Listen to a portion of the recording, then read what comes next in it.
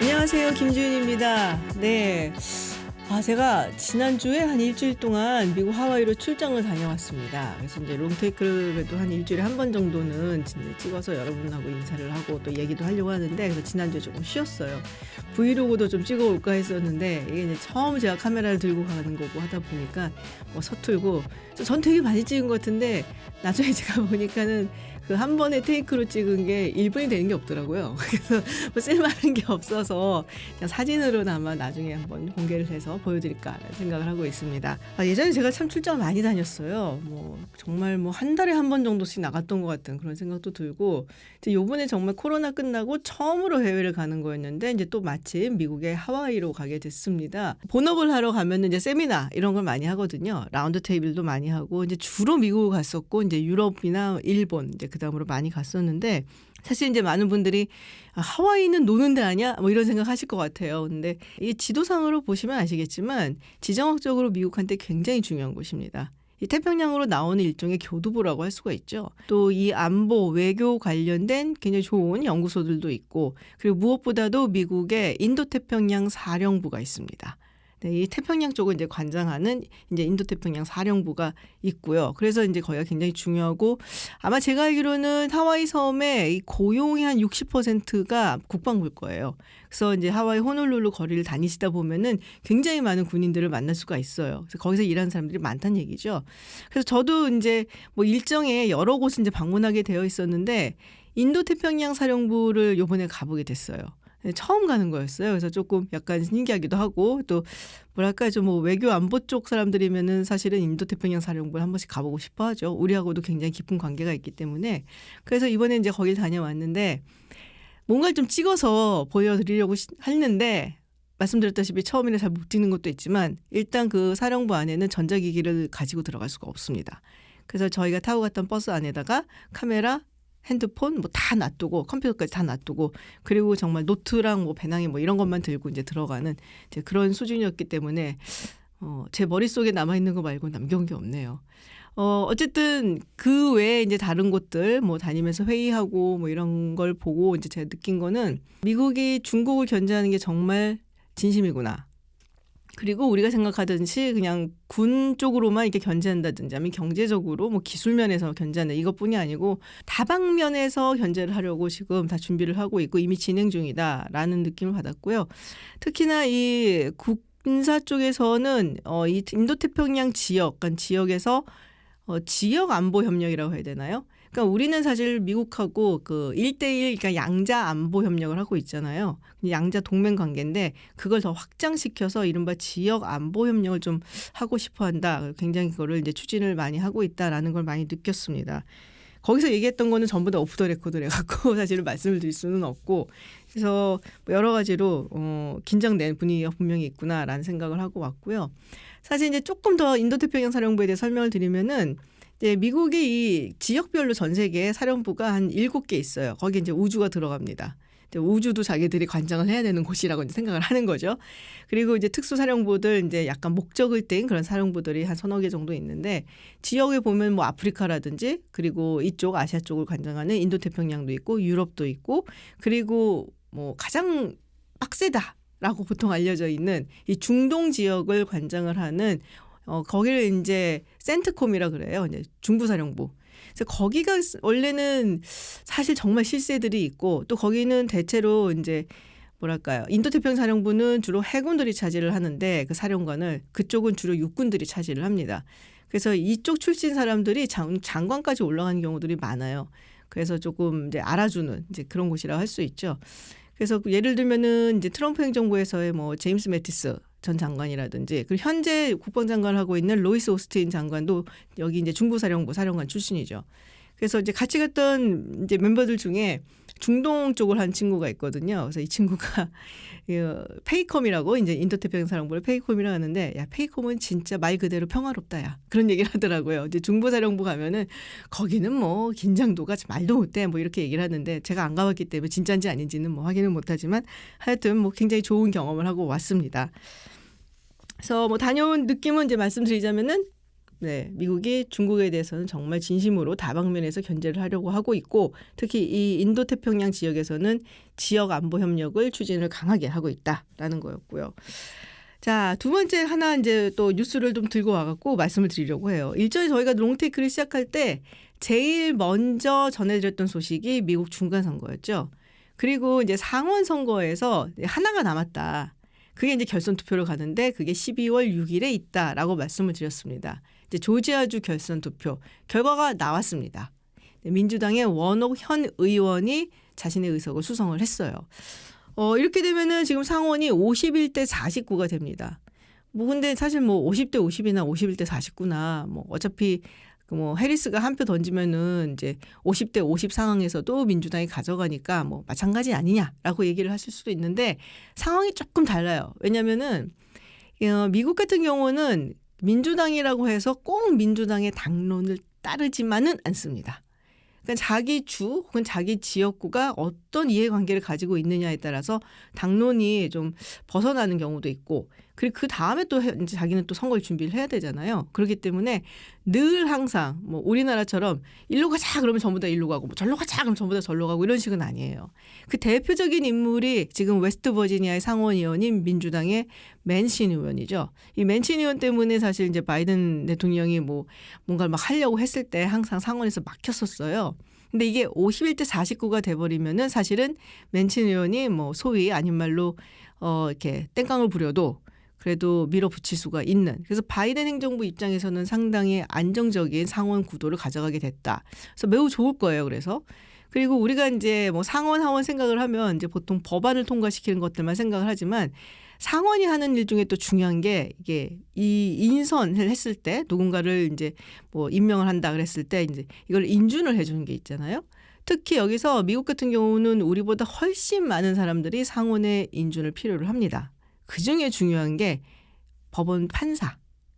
그래서 이제 지금 뭐 연방 대법원뿐만이 아니라 미국에 이제 연방 법원도 고등법원도 있고 하기 때문에 여기에 이제 판사들을 임명을 할 때 아마도 여기서 이제 바이든 대통령이 상당히 이제 진보 성향을 가진 판사들을 좀 쉽게 임명할 수 있지 않겠냐라는 얘기가 나오고 있고요. 이제 또 마지막으로 또 중요한 거는 이제 또 선거가 또 오죠. 2년 후에 2024년에 또 선거가 있습니다. 그때 대선도 있지만 의회 선거도 당연히 있고요. 또 상원 선거도 당연히 있는데 이번에는 사실 이전에 이재묵 교수가 나와서 얘기를 했지만 구도 자체가 민주당한테 매우 불리하다라고 볼 수는 없는 상황이었죠. 그러니까는 민주당이 이제 아무래도 걸려있는 상원 의석이 조금 적은 편이었고 근데 2024년 같은 경우는 민주당이 잃기 쉬운 주가 상원 의원 선거에 나서게 됩니다. 방금 전에 말씀드렸던 웨스트버지니아라든지 또 몬타나주라든지 그리고 오하이오주라든지 이 세 주는 확연하게 공화당세로 가고 있다라고 지금 이제 평가를 받고 있는 그런 주들이거든요. 그러니까 이제 다음에 만약에 50대 50이었으면 요번에 다음에 상원 선거에서 무조건 여기 세 개를 다 이겨야 되는 거죠. 그래야지 또 상원을 가져갈 수 있는 거였는데 거기에 대한 부담이 그래도 조금 줄어들었다라는 게 이제 또 하나의 어떤 뭐 민주당한테는 위안이 될 수 있을 것 같고요. 반대로 지금 이제 트럼프 전 대통령은 상당히 좀 골치가 아픈 상황입니다. 자기가 정말 강력하게 밀었었던 이른바 셀레브리티 후보들이 거의 다 떨어졌거든요. 그래서 지금 그것 때문에 공화당 내에서도 비판을 많이 받고 있고 보니까 얼마 전에 그 트럼프 오르가니제이션이 지금 미국에서 그러니까 뉴욕주에서 그 세금 포탈로 인해 갖고 뭐 기소를 당했다라는 뉴스를 또 보기도 했어요. 그리고 여러분들 기억하시겠지만은 그 마라라고에다가 자기가 대통령일 때 봤었던 그 기밀 문서들 갖고 왔다가 이제 FBI가 기습해갖고서 뺏기고 압수수색하고 그랬었잖아요. 이제 그거에 관련된 여러 가지 조사라든지 이런 것들이 이제 차차 진행이 되지 않을까 싶습니다. 그래서 트럼프 전 대통령이 상당히 지금 운세가 안 좋게 굴러가고 있고 삼재가 꼈나? 뭐 내년에 한번 성을 봐야 되나? 네, 그래서 좀 좋지 않은 것 같고요. 근데 반대로 바이든 대통령은 지금 뭐 거의 붐업이 된 상태죠. 뭐 케네디 이후 최고의 성적이다라는 그런 평가를 받고 있고 얼마 전에 굉장히 흥미로운 기사를 읽었는데 예전에 공화당의 하원 의장이었었던 뉴트 깅그리치라는 인물이 있습니다. 여러분들 얼굴 보시면은 아마 아실 거예요. 머리 하얗고 약간 퉁퉁한 아저씨인데 열렬하게 뭐 트럼프 지지를 했었고 뭐 하나는 좀 얻고 싶어 했다라는 얘기가 있어요. 뭐 어쨌든 간에 그래서 뭐랄까 진보 진영, 그러니까 리버럴 진영에서는 굉장히 싫어하는 사람이고 또 보수 공화당 진영에서는 그래도 한 획을 그었었던 인물인 건 맞습니다. 근데 이 사람이 바이든을 언더에스티메이트 하지 마라. 절대로 과소평가해서는 안 된다. 이 사람이 정치력이 바보같이 보이지만 조금 잘 웃고 막 바보 같은 행동도 하고 그렇지만 이 사람의 정치력은 그렇게 만만한 것이 아니다. 그리고 우리가 그한테서 배워야 될 부분도 분명히 있다라는 얘기를 했더라고요. 그래서 바이든 대통령이 사실 상원의원을 굉장히 오래 했고 의회에 오래 있었고 외교라든지 뭐 법사위원회에서도 굉장히 오래 있었기 때문에 그 의회가 돌아가는 건 정말 팡컴이거든요. 그래서 그런 면에서 그 오랜 경력이 지금같이 뭐 의회도 그렇고 국민들도 그렇고 많이 양극화가 된 이 시기에 약간 조율할 수 있는 그런 능력을 발휘하는 건가?